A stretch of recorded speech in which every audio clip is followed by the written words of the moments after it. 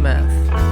Dear viewers, please like, comment, share and subscribe to my channel and don't forget to press the bell icon so that you will get the notifications of my new videos.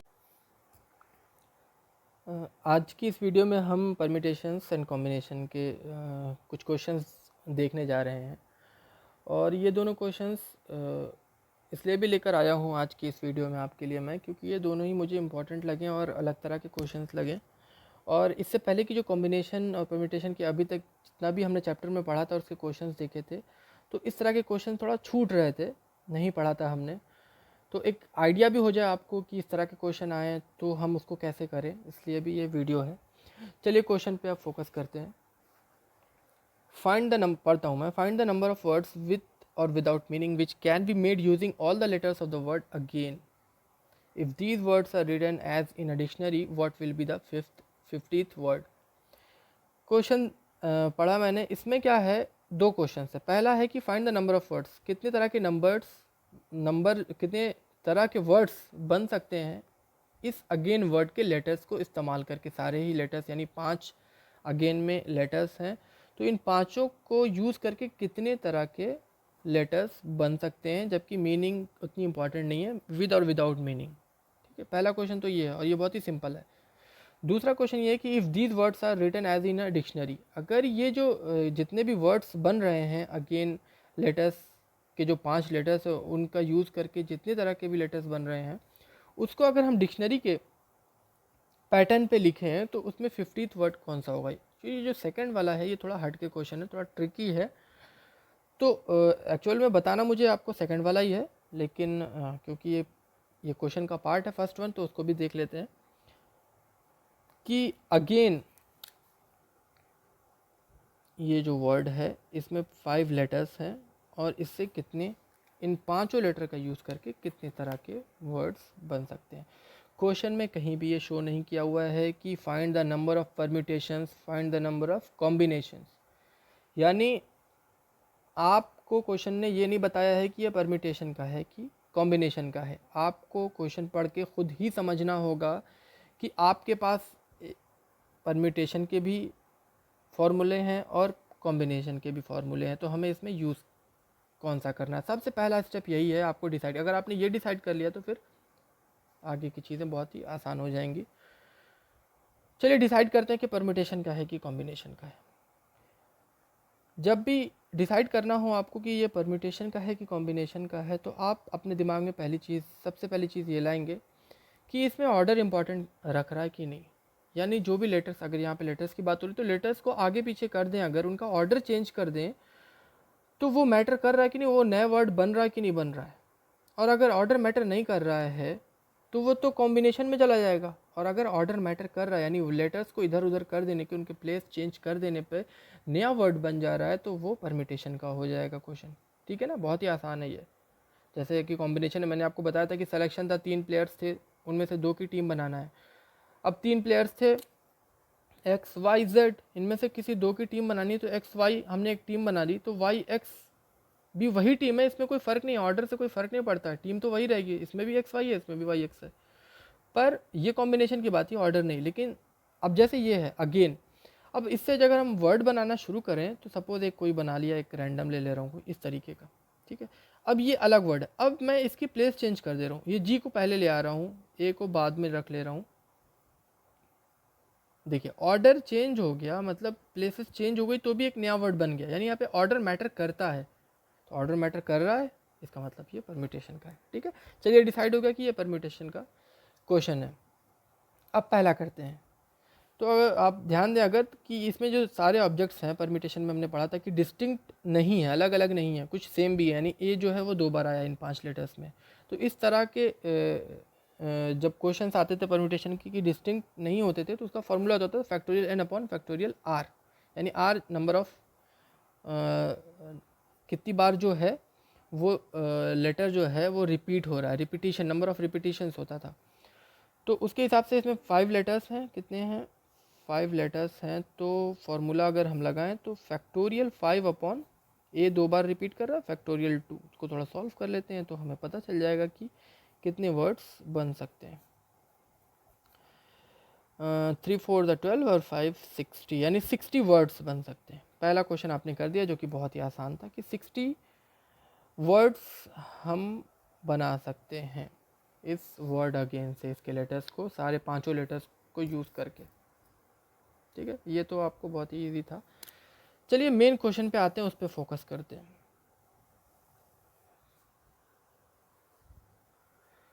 अब ये कह रहा है कि अब ये question जो second वाला है वो ज़्यादा समझ में आएगा आपको। अब एक चीज़ क्लियर होगी कि कितने वर्ड्स बन सकते हैं, 60 बन सकते हैं। यानी इससे अगेन से हम लिखना शुरू करें तो 60 बन सकते हैं। और अगर हम उनको सजाएं, उनको लिखें किस पैटर्न पे, डिक्शनरी में जिस तरीके से लिखा रहता है उस पैटर्न से सजाएं, तो उस अगर जब हम लिखते चले जाएंगे तो कितने वर्ड्स आएंगे, 60 वर्ड्स आएंगे। तो उसमें जो 50 यानी 50वां शब्द वर्ड होगा वो कौन सा होगा, ठीक है ना। तो अगर आप सब लोगों ने डिक्शनरी देखी होगी, शायद सबके पास होगी भी, नहीं भी होगी तो आजकल मोबाइल ऐप्स रहते ही हैं, उसमें अगर आपने गौर किया होगा कि डिक्शनरी में जो वर्ड्स लिखे होते हैं, जैसे सबसे पहले ए से शुरू होता है ना, फिर उसके बाद बी, यानी अल्फ़ाबेटिकल ऑर्डर से लिखा होता है। और वो सिर्फ पहले ही लेटर की बात नहीं होती है, सेकंड वाला भी उसी ऑर्डर में होता है। कहने का मतलब अगर अगेन है तो इन जो 60 वर्ड्स इससे बन रहा है तो उसमें सबसे पहला वर्ड जो डिक्शनरी के अकॉर्डिंग आएगा वो सबसे पहले ए आता है। फिर सेकंड प्लेस पे भी देखेंगे ए है कि नहीं, ए है ना तो वो ए ही आएगा। थर्ड प्लेस पे जी आई एन है तो जी आई एन में सबसे पहले, जी आई एन में सबसे पहले डिक्शनरी में या अल्फ़ाबेटिकल ऑर्डर में कौन सा आता है, A B C D E F G आता है तो जी आएगा, फिर आई आएगा और फिर एन आएगा। ठीक है, इसी तरीके से सेकंड वर्ड जो आएगा ए, ठीक है, जी, फिर आई की जगह पे एन आ जाएगा, फिर आई आ जाएगा। इसी तरीके से आप डिक्शनरी के अकॉर्डिंग लिखते चले जाएंगे तो 60 वर्ड्स लिख सकते हैं और उनमें से 50 यानी 50वां वर्ड हम आपको पता कर रहे हैं कि कौन सा होगा। ठीक है, क्वेश्चन बहुत अच्छा है और इस तरीके से हमें लिखना तो है नहीं क्योंकि हमने परमिटेशन पढ़ा है, तो हमें लिखने की ज़रूरत नहीं, हमारे पास फॉर्मूलेज हैं, हम वो इस्तेमाल करेंगे, यूज़ करेंगे। अब थोड़ा यहाँ पे कंसंट्रेट कीजिए कि ए और ए से अगर स्टार्टिंग होगी, ठीक है, पहला वाला ए और ए से स्टार्टिंग हो, यानी पहला भी ए हो लेटर और दूसरा भी ए हो, क्योंकि डिक्शनरी में सबसे पहले वहीं से शुरू होगा, तो कितने शब्द इससे बन सकते हैं, कितने वर्ड्स बन सकते हैं, क्योंकि शुरुआत वहीं से होगी ना कि स्टार्टिंग में ए हो और उसके बाद भी ए हो डिक्शनरी की। तो अगर आपने इन दोनों की प्लेस फिक्स कर दी है ए और ए की, तो कितनी प्लेस बची, 1 2 3, और इनके लिए कितने ऑप्शन है आपके पास, जी बचा है, आई बचा है, एन बचा है, यानी 3 प्लेस पे 3 अलग अलग डिस्टिंक्ट ऑब्जेक्ट्स हैं, तो 3p3 होगा। या जनरली अगर हम इसको क्या कहते हैं, प्रिंसिपल ऑफ काउंटिंग से शुरू कर दें अगर, तो यहाँ पर जी भी हो सकता है, आई भी हो सकता है, एन भी हो सकता है। तो यहाँ पे 3 तरीके से ये हो सकता है, 2 तरीके से ये हो सकता है, 1 तरीके से ये हो सकता है, या फैक्टोरियल 3। तो ये कितना हो जाएगा, 3 इंटू 2 इंटू एन, यानी 6 वर्ड्स। तो ए और ए, यानी फर्स्ट भी ए हो दूसरा भी ए हो, ऐसे कितने वर्ड्स बन सकते हैं, 6 वर्ड्स बन सकते हैं। ठीक है, चलिए उसके आगे बढ़िए, यानी ए के बाद बारी आएगी आपकी ए से शुरू हो, है ना। ये तो ए, जब ए वाला 6 आ जाएगा तो उसके बाद डिक्शनरी में ऐसे वर्ड्स शुरू होंगे जो ए से शुरू हो। तो ए की प्लेस आपने फिक्स कर दी, ठीक है, तो फिर यहाँ पे 4 बचे। अब यहाँ पे ध्यान दीजिए, यहाँ पर आप कितने तरीके से लेटर्स रख सकते हैं। यहाँ पर आप जी रख सकते हैं, आई रख सकते हैं, एन रख सकते हैं, ए नहीं रख सकते हैं। ध्यान दीजिएगा, ए नहीं रख सकते हैं। अगर आप यहाँ पर ए रख देंगे तो ये तो 6 वर्ड्स तो बन ही चुके हैं, ये तो ए से स्टार्टिंग वाला हो जाएगा। तो यहाँ पर आप जी आई एन, यानी आपके पास 3 ही चॉइस है। सेकेंड वन पे आपके पास कितनी चॉइस है, सपोज आपने जी रख दिया तो फिर आपके पास यहाँ पे ए रख सकते हैं आप, तो यहाँ पे भी आपके पास 3 चॉइस होगी। फिर ये 2 चॉइस बचेगी और फिर 1 चॉइस बचेगी। ठीक है, तो 3 into 3 into 2 into 1, it means 3 3 9 to the 18, यानी ए से शुरू हुआ, तो 6 वर्ड्स बनेंगे। सिर्फ ए से शुरू हुआ तो 18, यानी अभी तक कितने हो गए 24 वर्ड्स तक हम पहुंच चुके हैं डिक्शनरी के अकॉर्डिंग 1 से शुरू करते करते। हमें कहाँ तक जाना है 50 तक जाके पता करना है। अब डिक्शनरी के अकॉर्डिंग ए से स्टार्टिंग वाले 6 वर्ड्स हो गए, कवर कर लिया हमने, ए वाले कवर कर लिया। अब ए के बाद किससे शुरू होगा अकॉर्डिंग टू डिक्शनरी? जी से शुरू होगा। तो जी से अगर हम स्टार्ट करेंगे, स्टार्ट होने तो ये जगह फिक्स कर दी, फिर यहाँ पे 4 प्लेसेस बची। ये तो सिंपल है, 4 प्लेसेस हैं और आपके पास ऑप्शन कितने होंगे 1 2 3 4, 4 हैं और 4 तरीके से हो सकता है। तो यहाँ पर भी आपके पास 4 होगा, यहाँ 3 होगा, यहाँ 2 होगा, यानी इट मीन्स फैक्टोरियल 4 होगा। 4 इंटू 3 इंटू 2 इंटू 1, तो ये और ये हो गया आपका 24। और एक चीज़ यहाँ पर ध्यान दीजिए, ये मिस होने जा रही थी। अगर आपने जी से स्टार्ट हो रहा है तो आपके पास 4 स्पेस 4 प्लेसेस बची हैं, जिसके लिए आपके पास ऑप्शन है AIN, यानी ए 2 बार आ रहा है, यानी रिपीट हो रहा है, डिस्टिंक्ट नहीं है। तो आपको फैक्टोरियल 2 भी लगाना पड़ेगा, जिस तरीके से यहाँ पे लगाया था, है ना। ये सारी चीज़ें यहाँ पे नहीं थी क्योंकि इसमें डिस्टिंक्ट थे, सारे सब अलग अलग थे। GIN के ऑप्शन था यहाँ पे। यहाँ पर आपका ऑप्शन ए आपने कर लिया था तो GAIN था, लेकिन यहाँ पर जब आपने पहला लेटर जी डिसाइड कर लिया तो आपके पास कितने बचे 1 2 3 4, यानी ए 2 टाइम्स आ रहा है, यानी रिपीट हो रहा है, डिस्टिंक्ट नहीं है। तो आपको फैक्टोरियल 2 वाला फार्मूला, ये वाला फार्मूला लगाना पड़ेगा, ठीक है। तो फैक्टोरियल का 2 इंटू 1 इट मीन्स 12, तो 12, तो 24 में 12 और ऐड हो गया तो कितना हो गया 36, यानी जी से स्टार्टिंग होने वाले कितने वर्ड्स बनेंगे 12 और बनेंगे, यानी 36 वर्ड्स तक हम पहुंच चुके हैं। बात आ रही समझ में? अब जी से स्टार्टिंग होने के बाद बारी आई की। आई का भी सेम है, पहली प्लेस आपने फिक्स कर दी, 4 प्लेस बची आपके पास। 4 में आपके पास ऑप्शन है AGAN, जिसमें से ए 2 बार आ रहा है तो रिपीटिशन वाला लगा है, तो factorial 4 upon factorial 2 same result आएगा, यानी 12। तो इसमें 12 भी आप यूज़ ऐड कर दें तो ये हो जाएगा 48। अब आप यहाँ पे थोड़ा सा रुक जाइए, यानी आई से जितने शुरू होंगे वर्ड, वो आई से जितने शुरू हो रहे हैं, कितने 12 वर्ड्स आई से शुरू होंगे, ठीक है। तो हम ऊपर से चलते आ रहे हैं, ए से चलते आ रहे हैं, ए से पहुँचे, फिर जी से स्टार्टिंग होने वाले वर्ड्स पे पहुँचे, फिर आई तक जब पहुँचे, यानी आई से कितना 12 बनेंगे, तो वो आई जहाँ पर ख़त्म होगा यानी 48 वर्ड्स वहाँ पे बन चुके होंगे। अब यहाँ पे ज़्यादा कंसंट्रेट कीजिए कि जब 48 वर्ड्स बन चुके होंगे और आई से पूरे वर्ड कंप्लीट हो चुके हैं, तो आई के बाद बारी आएगी एन की, है ना। 48 हो चुके, तो अब हम बात कर रहे हैं 49th वर्ड की। यहाँ पे परम्यूटेशन नहीं लगा रहे हैं क्योंकि अब 50 बहुत करीब है। 49th वर्ड की अगर हम बात करें तो एन से शुरू होगा, तो डिक्शनरी में एन से जो पहला वर्ड शुरू होगा, एन के बाद ए आएगा, उसके बाद भी ऑप्शन आपके पास ए है तो ए ही आएगा। फिर ए के बाद डिक्शनरी में जी पहले आता है क्योंकि एन से शुरू हो रहा है, तो इनमें से सबसे पहले ए रख दिया, फिर ए रख दिया। अब उसके बाद जी पहले आता है या आई पहले आता है, तो जी ही पहले आता है, देन आई आता है, तो ये 49th वर्ड हो गया। अब जब आप 49th पे पहुंच गए हैं तो 50th वर्ड क्या हो जाएगा, अब यहाँ से आपको शायद समझ में आ गया होगा कि 50th वर्ड क्या होगा, इसके बाद वाला वर्ड। तो इसके बाद वाला वर्ड जो होगा एन आएगा, फिर ए आएगा, फिर ए आएगा, और जी आ चुका है तो ये क्या हो जाएगा, आई पहले आ जाएगा, क्योंकि डिक्शनरी में ऐसा ही तो होता है।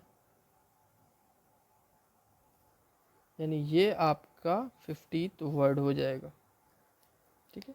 ये लास्ट में समझ में आया? इस चीज़ को एक बार और क्लियर कर दे रहा हूँ कि जैसे यहाँ पे हमने 49th वर्ड हमने ये डिसाइड कर लिया कि 48 वर्ड तो आई तक था, अब एन से स्टार्टिंग 49th वर्ड से होगा, तो एन का स्टार्टिंग होने के लिए आपके पास इतने ऑप्शन थे, ठीक है। तो डिक्शनरी में सबसे पहले ए आता है, उसके बाद भी हमारे पास ए ऑप्शन है, फिर जी आता है, फिर आई आता है, तो ये 49th। तो इस बेसिस पे जो 50th वर्ड होगा NAAGI था, तो IG भी तो नेक्स्ट IG हो जाएगा ना, यानी NAA से 2 वर्ड्स और बनेंगे ना, ये NAA ये GI है, और एक वर्ड इस तरीके से भी बन सकता है कि आई पहले आए, जी पहले आए, तो जी आई पहले आएगा, आई जी बाद में आएगा, है ना। 49th ये हो गया, तो 50 तो वर्ड ये हो गया। चलिए ये क्वेश्चन था, बहुत अलग क्वेश्चन था, अच्छा क्वेश्चन था, आई होप कि समझ में आया होगा। एक और जो क्वेश्चन लिया है मैंने उस पर चलते हैं और फिर वीडियो ख़त्म हो जाएगी हमारी। और ये भी अच्छा ही क्वेश्चन है। कह रहा है in an examination a question paper consist of 12 questions divided into 2 parts. जैसे कि हमारे एग्जामिनेशन में क्या होता है, क्वेश्चन पेपर आता है, उसमें 2 पार्ट्स में है, ये एक क्वेश्चन पेपर है जिसमें 12 क्वेश्चंस हैं और 2 पार्ट्स में है, यानी पार्ट 1 में 5 क्वेश्चन हैं, part 1 and part 2 containing 5 and 7 question respectively.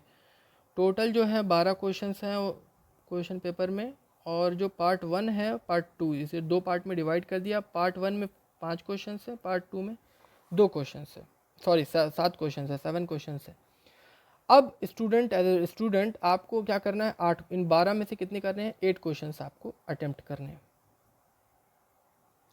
कैसे अटेम्प्ट करना है कि उन्होंने क्वेश्चन पेपर में शुरू में उन्होंने एक डायरेक्शन दे दी है कि आपको कम से कम दोनों पार्ट से 3 क्वेश्चन करने ही करने हैं। तो अब how many ways can student select the question. Question समझ में आ गया। क्वेश्चन पेपर है, 12 क्वेश्चन है उसमें, जिसमें से 8 करना है। ये जो 12 क्वेश्चन है वो 2 पार्ट में दिए हुए हैं, एक पहले पार्ट में 5 क्वेश्चन है, दूसरे पार्ट में 7 क्वेश्चन है, और आपको इन दोनों पार्ट से कम 3 क्वेश्चन तो करने ही करने हैं। ऐसा नहीं है कि इससे 2 कर लें और इससे 6 कर लें, तो 2 और 6 8 हो जाएगा, नहीं, कम से कम 3 करना है दोनों। 3 कम से कम हो, 3 से ज़्यादा भी हो सकता है, लेकिन 3 से कम ना हो कि एक में 3 से कम हो जाए, दूसरे में 3 से ज़्यादा हो जाए, ऐसा, या पहले में ज़्यादा हो जाए दूसरे में 3 से कम हो जाए, एटलीस्ट बोल रहे हैं यहाँ पे। तो ये किस तरीके से हो सकता है, कितने तरीके से स्टूडेंट्स इसको सेलेक्ट कर सकते हैं, कितने तरीके से स्टूडेंट्स इसको इस एग्जामिनेशन को दे सकते हैं, इन क्वेश्चंस को सॉल्व कर सकते हैं, अटेम्प्ट कर सकते हैं। फिर वही बात यहाँ पे कहीं नहीं दिया है कि ये परमिटेशन का है कि कॉम्बिनेशन है, कि ये find the number of permutation या find the number of combination, ये चीज़ नहीं दी हुई है। तो अब फिर वही चीज़ आपको यहाँ देखना है कि ऑर्डर इंपॉर्टेंट है कि नहीं। तो यहाँ पे साफ साफ आपको लग रहा है कि आप पहला क्वेश्चन कोई सा भी, आप जब एग्जामिनेशन में भी जाते होंगे तो कोई आपके पास ऑर्डर का कोई बाउंडेशन नहीं रहती है कि आप फर्स्ट पार्ट से ही पहला क्वेश्चन करें, सेकंड पार्ट से दूसरा क्वेश्चन करेंगे, थर्ड पार्ट से तीसरा करेंगे, ऐसा नहीं होता है। पहला कोई भी क्वेश्चन आप ले सकते हैं, है ना। तो यहाँ पे ऑर्डर इंपॉर्टेंट नहीं करता है। तो जब ऑर्डर इंपॉर्टेंट नहीं करता तो ये क्या है, कॉम्बिनेशन का क्वेश्चन है। जब कॉम्बिनेशन का क्वेश्चन है तो आगे बढ़ते हैं, और यहाँ पे देखते हैं कि स्टूडेंट किस तरीके से अटेम्प्ट कर सकता है। ये मैंने पार्ट 1 कर दिया, ये पार्ट 2 कर दिया। पहला तरीका है कि सपोज पार्ट 1 से ये 3 क्वेश्चन, इसमें पार्ट 1 में कितने क्वेश्चन थे, यहाँ मैं ऊपर लिख दे रहा हूँ, 5 क्वेश्चन है और इसमें 7 क्वेश्चन है। पहला तो ऐसा हो कि स्टूडेंट क्या करे, पार्ट 1 से 3 क्वेश्चन ले ले, 8 लेना है टोटल, तो सेकंड से उसको 5 लेना पड़ेगा 8 क्वेश्चन करने के लिए। दूसरा तरीका है कि पार्ट 1 से 4 ले ले, तो सेकंड से भी 4 लेना पड़ेगा क्योंकि 8 क्वेश्चन अटेम्प्ट करने हैं। तीसरा तरीका ये है कि पार्ट 1 से 5 क्वेश्चन ले ले और पार्ट 3 से 3 क्वेश्चन ले ले। तो ये जो इनकी लिमिटेशन थी, ये जो कंडीशन थी, वो सेटिस्फाई हो जाएगी कि एटलीस्ट आप इस पे देखिए तीनों कंडीशन में कम से कम 3 क्वेश्चन हर पार्ट से लिया जा रहा है। इसके अलावा और कोई कंडीशन नहीं बन सकती है। इसमें भी एटलीस्ट 3 में ये भी 3 आ जा रहा है और ये 3 से ज़्यादा है, इसमें भी वही है, इसमें भी वही है। अब यहाँ से शुरू करते हैं, पहला सॉल्व करते हैं। अब जब आपके पास 5 क्वेश्चन में से 3 सेलेक्ट करने और कॉम्बिनेशन का है तो 5C3 होता है, ठीक है। और इसको करें अगर हम तो 7 है आपके पास और 5 सेलेक्ट करना है, तो नॉर्मली अब क्या है, इसमें से 5 में से 3 करना है और 7 में से 5 करना है। और तो जब ये 3 आप कर लेंगे, इसमें से 5 कर लेंगे, टोटल 8 करना है, तो दोनों को आपको मल्टीप्लाई कर देना होगा, ठीक है। वही प्रिंसिपल से, फंडामेंटल प्रिंसिपल ऑफ काउंटिंग से। इसी तरीके से यहाँ पर 5 क्वेश्चन है, 4 को सिलेक्ट करना है, और यहाँ पे 7 में से 4 को सिलेक्ट करना है। इसी तरीके से यहाँ पर 5 में से 5 सेलेक्ट कर लेना है, यानी 1 आएगा, 5C5, और यहाँ पे 7 में से 3 करना है, ठीक है। अब आप इसको जब सॉल्व करेंगे, आपको सॉल्व करना आता ही होगा, तो जब आप सॉल्व करेंगे तो ये आपका 210 आएगा, ये 175 आएगा और ये 35 आएगा। पूरों को ऐड कर दें आप तो 2 4 यानी 420 वेज होंगे जिससे आप क्वेश्चन या वो स्टूडेंट जो है वो क्वेश्चंस को सेलेक्ट कर सके। तो आज की वीडियो में इतना ही। होप कि दोनों जो क्वेश्चंस थे आपने अच्छे से समझ लिया होगा। इसके बेसिस पे आप क्वेश्चंस आगे भी सॉल्व कर ले जाएंगे। परमिटेशन एंड कॉम्बिनेशन का आज ये पूरा ही टॉपिक क्वेश्चंस को लेके ये पूरा कंप्लीट हो गया है। फिर नेक्स्ट वीडियो में अब किसी दूसरे टॉपिक के साथ फिर मुलाकात होगी। Thanks for watching, take care.